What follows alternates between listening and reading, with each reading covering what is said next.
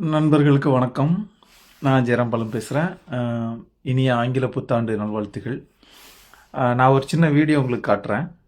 அதாவது நான் இங்கே லண்டனில் இருக்கேன்னு உங்களுக்கு தெரியும். இங்கே வீட்டுக்கு வெளியே போய் அங்கேருந்து ஒரு கதவு இருக்கும். அது வழியாக தான் உள்ளே போய் குப்பை போடணும். இன்றைக்கி அந்த குப்பை போடுற டோரை சரி பண்ணிட்டு இருந்தாங்க.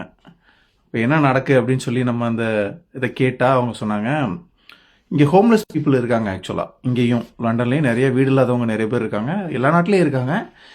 இங்கே அவங்க என்ன பண்ணுவாங்கன்னா, இந்த கார் பார்க்கிங்க்கு வெளியே படுத்திருப்பாங்க.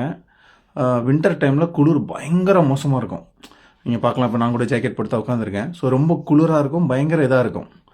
ஸோ அவங்களால குளிர் தாங்க முடியாமல் அவங்க என்ன பண்ணியிருக்காங்க, அந்த பின் ஸ்டோரேஜ் இருக்கிற ஏரியாவோட லாக்கை உடச்சிட்டு உள்ளே போய் படுத்திருக்காங்க. குப்பை போடுற இடத்துல படுத்திருக்காங்க.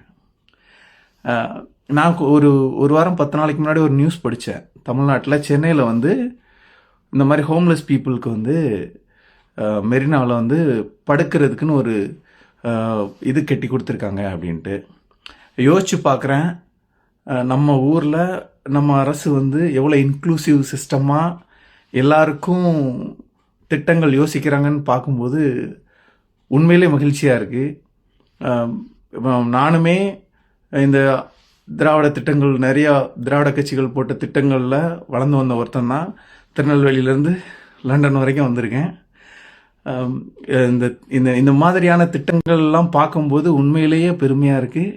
இந்த மாதிரி திட்டங்கள் போடுற அரசை மனசார வாழ்த்தணும்னு தோணுச்சு. அந்த அரசுக்கு, இப்படி திங்க் பண்ணுற இந்த அரசுக்கு நான் மனதார நன்றி சொல்லிக்கிறேன்.